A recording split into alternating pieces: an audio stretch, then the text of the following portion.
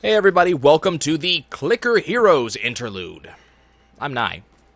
If you don't know Clicker Heroes is one of those, I think they're called just like progressive gameplay games, something like that. It's basically Cookie Clicker with a kind of RPG tilt as opposed to a you are making cookies tilt. No story really to speak of that's like a main storyline. All you really learn is that you, as the kind of main character of the party, are on some sort of quest, and the game doesn't really tell you what that quest happens to be. And every one of these heroes that you see me leveling up right here are all willing to join you for whatever reason. And you kind of gather that as you get stronger, as you become more powerful creatures begin to flock to your cause. You begin to get gods, and you begin to get things that are even stronger than gods. You get the Power Rangers. I mean, it's a whole big thing. The game it's exactly like basically any other like progressive gameplay game. You start out with Sid, the helpful adventurer up here, who simply says that every time you click, you get additional clicks. Which is the basic concept. And by clicking, you reduce this health bar here on your enemy. They drop gold. You spend golds to level up. Pretty simple thing. Now, unlike other sides of these games, instead of buying multiple versions of that, so for example, instead of buying multiple factories and multiple grandmothers in a Cookie Clicker, in Clicker Heroes, you are leveling up your character. So as I said, it has a little bit of an RPG tilt. And you're just gradually getting more powerful. They deal more damage. Sid is the only one that actually deals damage per click. The rest of them deal damage per second.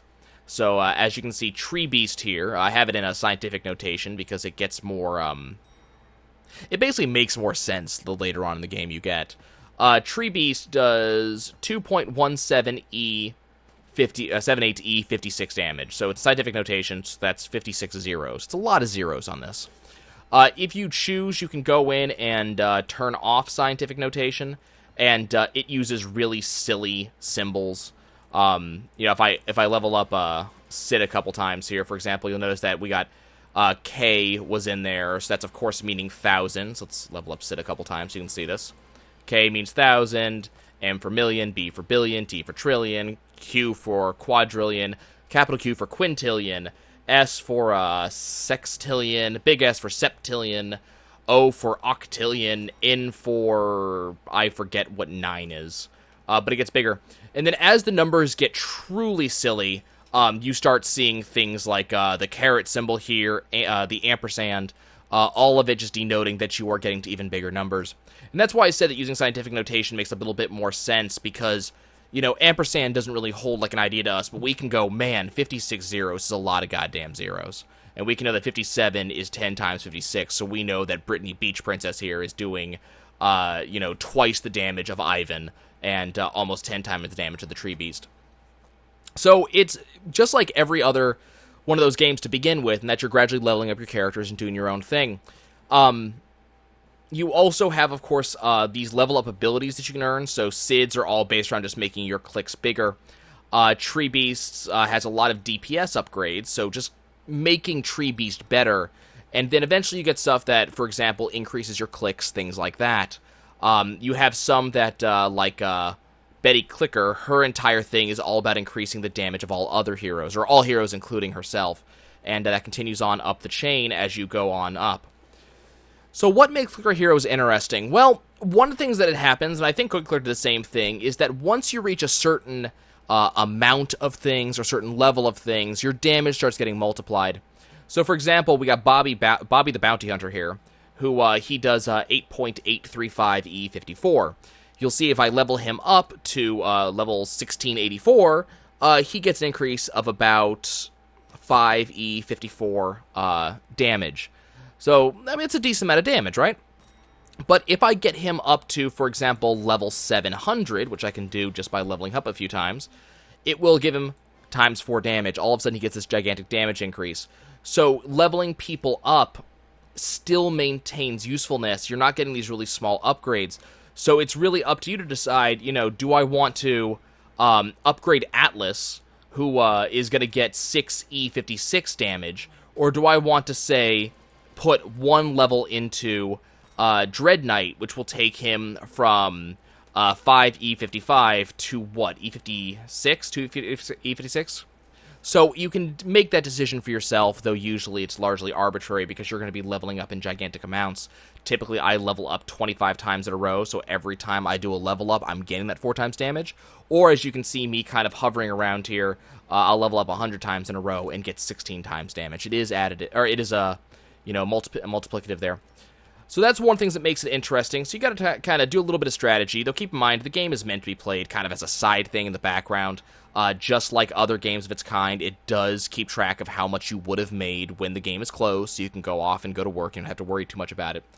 So what else makes it interesting? Well, there is the advancement mechanic, and you've been seeing me do it the entire time without paying attention to it. You advance like dungeon levels. So right now I'm level 643. And when you start the game, you have to kill 6 mobs in that dungeon, in that like level of the dungeon to advance to the next level, which is done automatically if you're in progression mode like I am right now. But at any time you can click and go into what they call farm mode, and you'll just continuously fight on this level. Further in you get, more HP every enemy gets, but also more gold they get. So you do want to eventually progress, but you may not be able to get to level 644 to begin with. Maybe level 100 is your cap. So, you'll hit all your 10 enemies, you'll kill them, and you'll move on. Why do I only have to kill 5 enemies? Well, we'll talk about it. When you go to every 5, you get a boss monster. A lot more HP, and you're timed on this. You only have that amount of time to kill that boss monster. If you fail, it just kicks you back to the previous level and puts you on farm mode, an indication that, hey, you're not quite ready for this. Every so often, you might find yourself a treasure chest. Treasure chests just drop a crap ton of money. There's something to do with their health and how much money they drop. I haven't quite figured that one out yet. So they've got some interesting mechanics there. And so you got to decide, the deeper you go. Do I want to go deep? It might take me longer to kill enemies, but definitely the deeper you go, the more money there is. I've even tested, is it better to remain on a level and farm, or is it better to advance? And typically it's better to advance. You can actually go into your stats screen here, and you can check gold gained in the last 60 seconds, and it will let you know, and typically it's better to advance in almost all situations.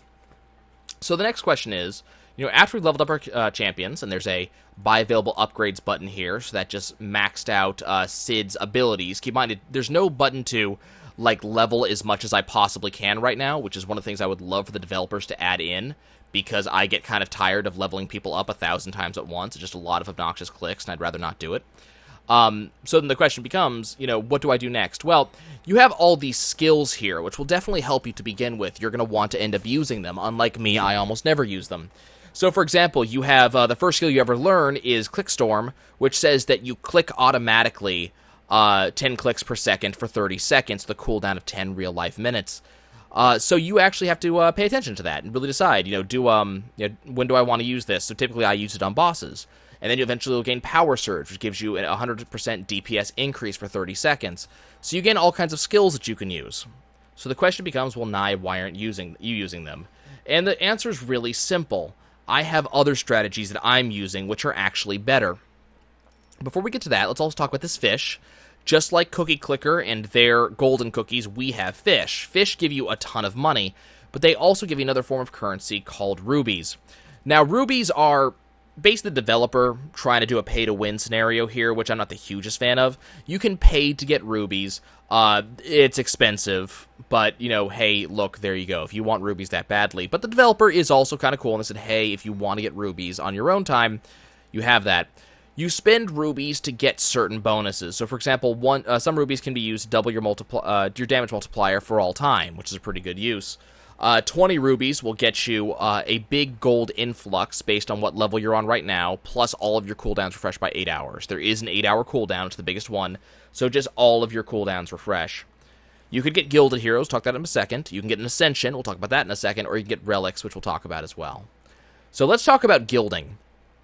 So gilding is something you can either use 30 rubies for to get 3 guilds, or if you reach, I think it starts at level 100, if you reach the highest multiple of 10 you've reached. So, for example, my highest level is 834. So if I reach 840, the game will randomly issue a guild to one of my heroes. So every 10 levels you get that, which adds up pretty quick, and then you can spend 30 rubies to get 3 random guilds. What is guilds? Well, let's go look. So these are all of the champions in the game that are available to be gilded. What a guild does is it gives 50% more damage constantly to whatever champion you have. So if you get an Ivan the Drunken Brawler, as long as he is gilded, he will have 50% extra damage no matter what. Great way to level people up and gain more damage off of them. Now, you can spend a currency called Hero Souls, which we'll talk about in a second, or to move guilds around, which is up to you. But it's a great way to get more damage. So I did a lot of gilding, and I have a lot of guilds on my champions, my heroes. So you'll notice that Atlas has gilded bonus ×2. So that's gilding, and that's all it does. Then you have relics. As soon as you're able to reach level 100, which might take you a little while if you're just starting the game, because there is that kind of progression-based thing. There's that, you gradually need to be leveling up like that. When you reach level 100, sometime after that, you will find a blue enemy called a Relic Ooze. Very unlikely that you'll see it on my playthrough here, because I'll probably kill it faster than you'll be able to see it. But a Relic Ooze drops a relic. Relics, you get 4 of them, have different effects in the game. So, for example, this one just says you get plus 100% gold from treasure chests. That's it. Eventually, this has just been added in a recent, recent patch to the game. So they're still updating the game constantly. I think it's in, version 0.3 or something like that. I can't remember. It's version 0.19, so they don't consider the game to be done yet. You can gain relics every time you do something called Ascending. We'll talk about that in a second. And you gain 1 relic per ascension, or 3 if you spend 40 rubies to ascend. And you just gain random relics, all of which have different abilities. Eventually, what you'll be able to do is, every time you ascend, again, talk about that in a second, you have to salvage all of the relics you're not currently using. And that gives you what they call Forge Cores. And supposedly, you will eventually be able to use these Forge Cores to level up your relics. So you kind of choose what's important to you. So, for example, I like all these abilities here. I like these abilities. We'll talk about all of it. But I like all these abilities. They're useful to me. So I want to do that. And I will eventually get rid of this confusing Magnet of Riches, because I don't think it's as good as the other things I have. So that is relics. So then we get to ascensions. Now, if you've ever played Cookie Clicker, you probably know what an ascension is.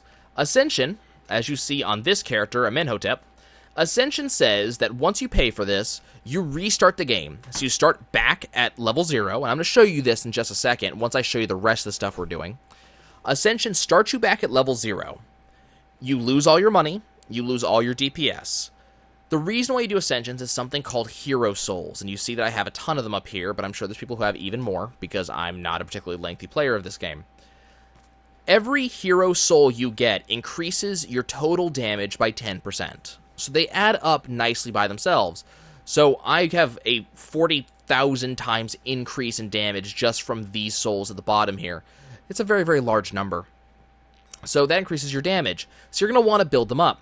But Hero Souls can be spent on a variety of things as a currency. You can spend them to move guilds around, and among other things, we'll talk about those. You get 1 Hero Soul for every 2,000 hero levels that you apply. So, I have Tree Beast leveled up to 2,141. So by himself, Tree Beast has earned me 1 Hero Soul because I have leveled him up so much. Then you get these guys. Every so often, after level 100, you'll get a boss called a Primal. They give you that amount of Hero Souls if you beat them. You have as many tries as you need to beat a Primal boss, but they're supposed to be pretty rare. I don't know what the rarity is on a Primal boss. I don't know if it's, a 1 in 10 chance of finding this thing, or if it's worse than that. But you only have a chance of finding them, so you won't find them every time. I find they typically happen on the multiples of 10, but they may happen on multiples of 5 too. There's a chance of that.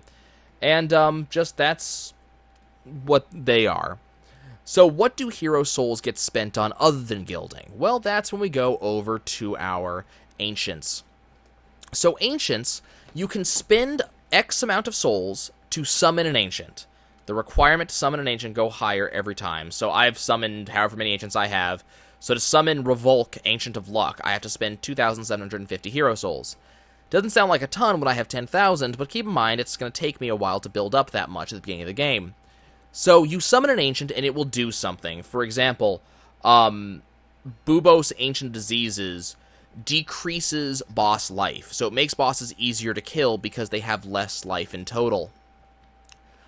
So you spend 0 souls just to summon one, and then you spend points in leveling up that ancient, and the more you level up, the more ability it has, the stronger its effect is.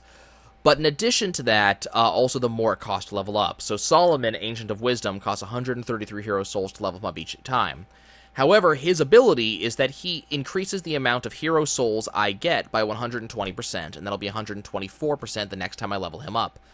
So that's not exactly a bad thing. So the question is, would I rather have the damage that I have now, or would I rather have more hero souls later, giving me more damage later?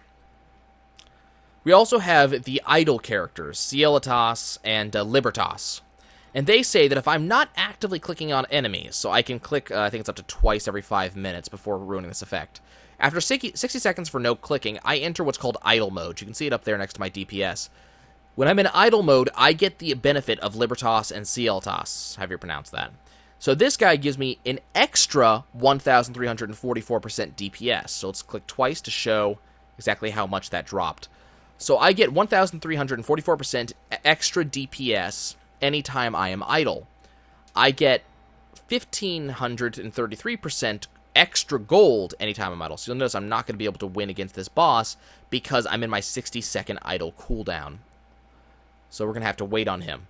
So that's really good, but these guys are really expensive. And it's also, I'm making the choice that instead of clicking, I will choose to go idle.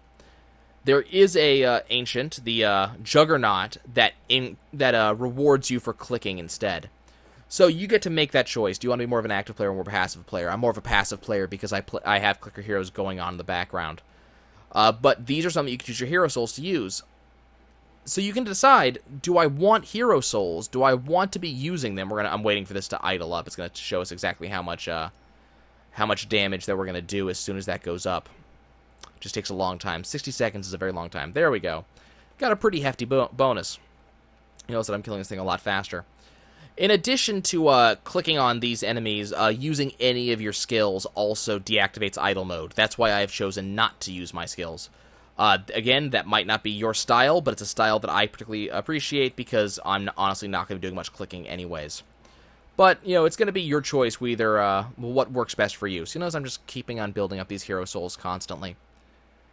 And that's kind of the game, except for the Ascensions.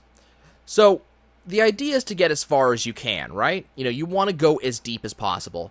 So you're leveling up characters to make them good, you're leveling up your Ancients to make them good, all leading to you getting further and further on any given run.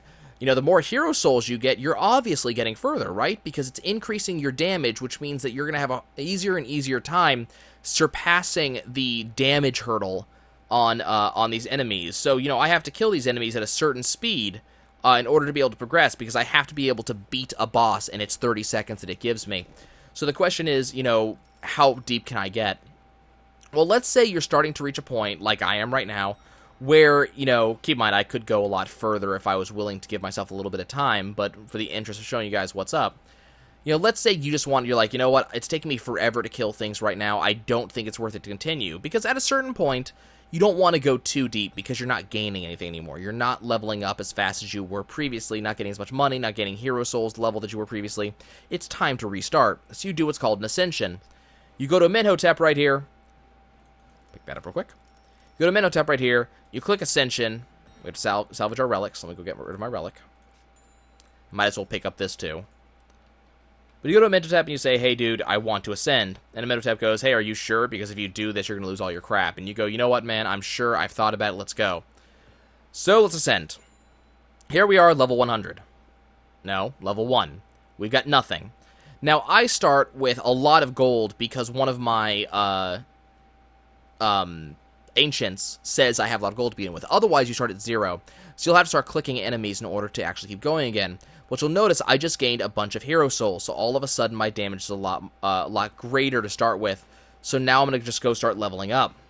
Now keep in mind, this is kind of a, you know, time-consuming thing. You have to get back up to the level you were at.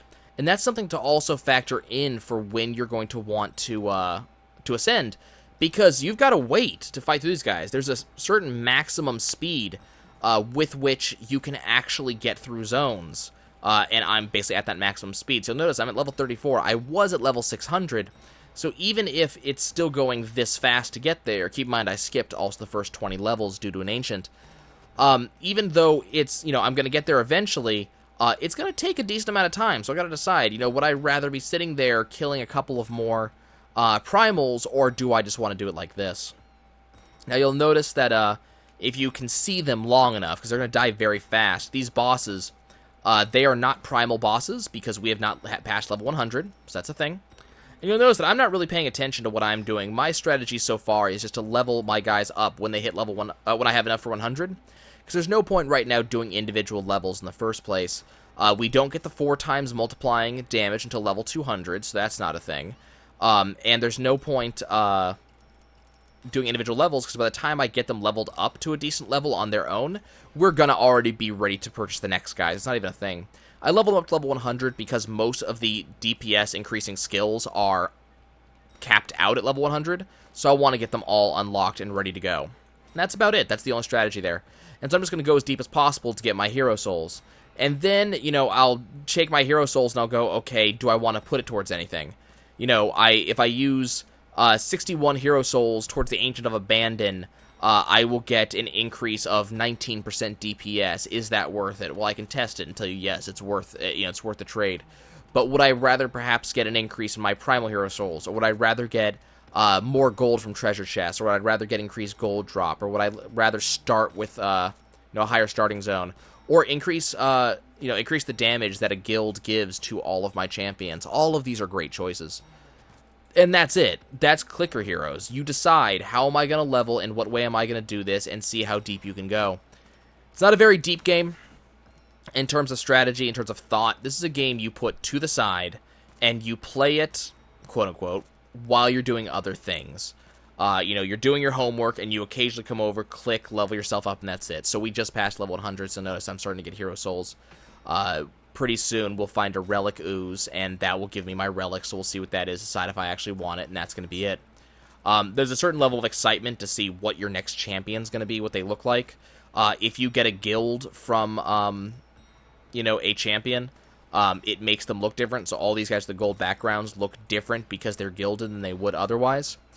But, it's a very kind of passive game. The fun is in seeing how deep you can get, doing whatever particular strategy you have. And everybody's strategy is just as good as just about everybody else, I think. I'm sure that you can get pretty deep on your own.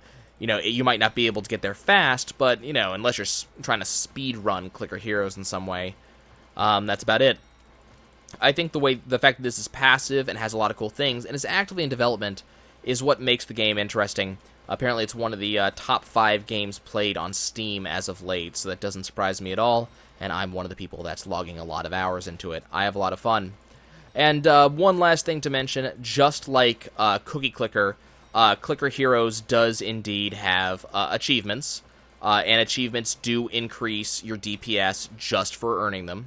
So if we go into your achievements, you gain plus 1% DPS for gaining X amount of gold. You get plus 5% DPS for getting to zone 2400. You get plus 5% DPS for killing 10,000 bosses. I've only done half of that. So there are these things going on. You can turn off the sound and the music. I find that at least the sound gets kind of repetitive and annoying after times. And the music, it's decent for what it is. Like, we're not going to pretend this is good video game music at all. But what we can say is that the music is interesting enough to listen to if you are the kind to want to listen to music while you do this. Typically, I leave it off because, again, I'm not paying much attention to this game in the background. We are at a level 189, so notice that we are moving pretty fast. Things move pretty fast to begin with, and then it's only when you get later on, kind of when you start reaching your peak, you start, leveling out, that things are going to start moving slowly, and you'll start paying attention. I read people on the forums who said they get to zone 1600 before they start paying attention to what they're doing. With enough time and effort into this game, I can believe it. So that's about it. I'm still waiting for that relic ooze, but it could show up just about anywhere. There it is. We just killed it. So this one gives me minus 2% boss life and plus 1 seconds to the duration of Clickstorm. I'm not going to use Clickstorm, so I don't think that's worth it, especially because I have other stuff that does better. So I have a lot of Primal Souls coming from these. This one just gives me extra gold gained when I'm idle. It's all extra bonuses, and you decide what you want from the relics. Eventually they'll level up, and that will be a whole other layer of not necessarily challenge, but a whole extra layer of gameplay to at least think about as you go through the game. What do I want to spend these forge cores on? I only gained so many.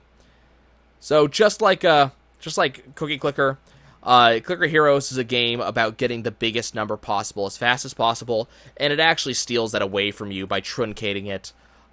You don't get to see how many zeros you have in this one. You get to see truncation after 5 digits, and you get a special modifiers letting you know how many zeros there actually are.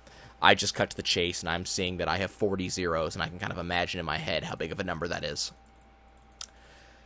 So, it's not interesting, but I do enjoy it. I have a little bit of fun watching the numbers go up, and every so often I will, at this point, not touch the game anymore, and I'll go and walk away for a while, and I'll come back and go, oh, hey, I gained 50 levels, and I have a ton of money. It's time for me to go put that into something. I might babysit it for the first, 150 levels, and then I stop paying attention. So I hope you guys enjoy. I do have fun with Clicker Heroes. I think eventually, maybe they'll have, leaderboards or something that will get hacked immediately, but who knows.